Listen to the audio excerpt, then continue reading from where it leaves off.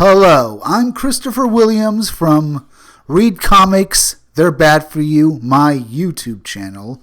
Or if you're watching this on BitChute, Comic Freak. Today we're going to be reviewing the final issue of the Unstoppable Wasp, issue 10.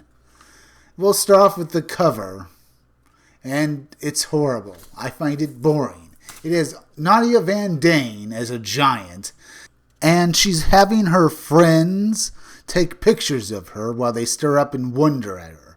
For one thing, it looks like she's too big. She's at least 100 feet tall, or 200 feet tall, standing on some buildings, when she should be no more than 40 feet tall, as I understand it, or maybe a little less.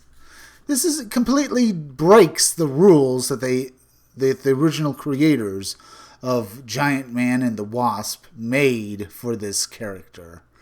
You can't go pretty much indefinitely big because there are rules to it, and they break them when they see fit. At least the writer. Yes, Jeremy Whitley doesn't follow any of the rules and just makes them up as he goes along.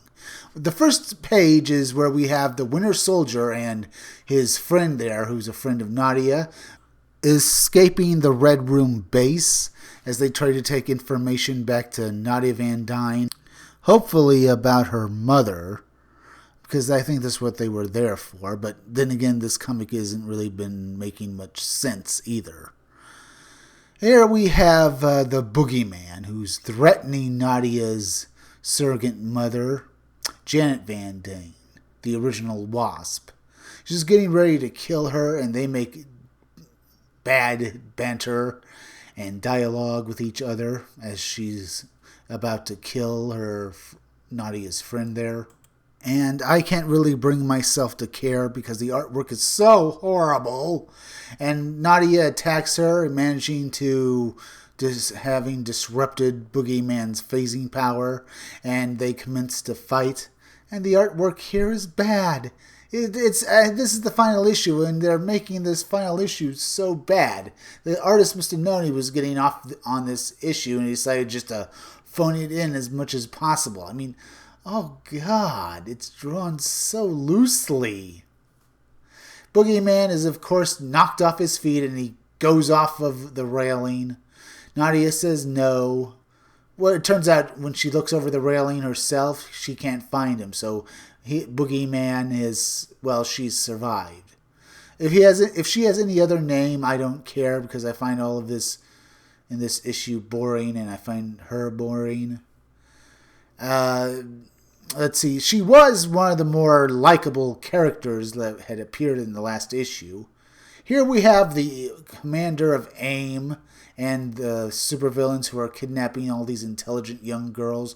A.I.M hopes to use their intelligence to help them take over the world, of course. If there are any other plans, I don't care, and I don't really want to know because I hate this issue so much. Nadia's friends are scheming in the background. Two of them are in love with each other, and they can't stop talking about how much they love each other and how boring they are. I mean, listening to them is like listening to a cat screech or someone taking their fingernails across a chalkboard. Okay, maybe not that bad, but it's pretty bad. Here, what I'm saying sounds a lot more interesting than what they have to say, and their snide little faces the artist put on them. If you're smiling, you got a plan, you're going to escape. Plant Girl is controlling plants who's bashing up the villains where the other villains can't see. Well, what I mean is here, this girl who has control of cars and machines is found by the soldiers of A.I.M, and they ask her why she's there when she shouldn't be over there. She says that she's a cripple and she needs her crutches. The girl who controls plants had sent her plants out there, and these two soldiers are then bashed unconscious by there. The girl who controls machines says thank you, and she then uses her car that's basically now alive to go out and save her friends. The artist, Morality Frimesia, his artwork is bad. I just can't say it's just anime-esque, it's manga-esque, but it's not even that. It's just like I've seen better artwork from 6-year-olds who are hyping the manga style. Honestly, yeah, I have. Manga style can be easy to copy and make, so you can make some decent looking art if you're copying the Japanese manga style. So as I see here, she got in her magic car, and now this crippled girl is bashing the AIM soldiers left and right. Her friends are freaked out and happy that she came there to save them. And she says the brakes aren't working as she tries to stop the car, but it's speeding along. And it's all just bad, and these are trained killers, and they're beaten by a crippled girl in a magic car.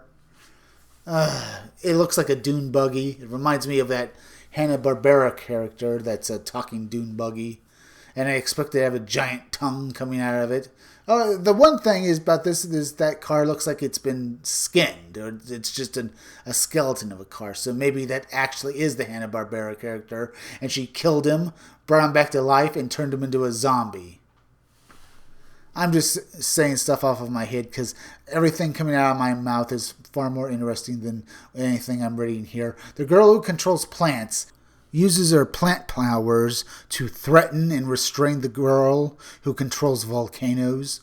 And the girl says, yes, fine, just stop this, don't put me in there. If you switch that button like that, it'll make the volcano go away. And the girl who controls plants makes the volcano go away, and the woman who controlled the volcano says, woo, and something to that effect. At least she's not going to be killed. You're killing us with us reading this, lady. But look at it this way, we only have a few more minutes before this review is over, and I'll try to make this as interesting as possible so you folks can get something out of this review. This book is bad.